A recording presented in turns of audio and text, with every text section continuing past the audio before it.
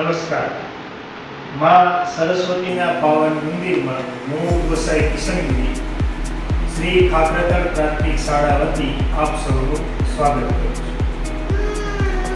શાળાની અંદર આમ જોવા જઈએ તો બાળકો દ્વારા ઘણી બધી પ્રવૃત્તિઓ થતી હોય છે અને આ પ્રવૃત્તિમય શિક્ષણનો આગ્રહ રાખે છે.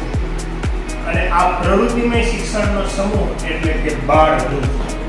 અને બાળ વૃંદમાં એક બાળકથી શરૂ કરીને દરેક બાળકના શાળાના દરેક બાળકોને આવરી લેવામાં આવે અને આ જે સમૂહ રચાય છે જેના દ્વારા બાળકો અલગ અલગ પ્રવૃત્તિઓ કરે. આમ જોવા જઈએ તો બાળકો વધારે પડતો સમય ઘર પછી ક્યાંય ગાળતા હોય તો એ શાળામાં છે. તો અમારી શાળાની અંદર આ બાળ વૃંદની રચના કઈ રીતે કરવામાં આવી તે તમને બાળકો જણાવશે.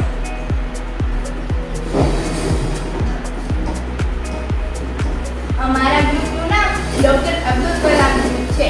અમારું ગ્રુપ ક્લાસરૂમમાં અભ્યાસ કરતા બાળકોને જે તકલીફ પડે છે તેમાં મદદ કરશે.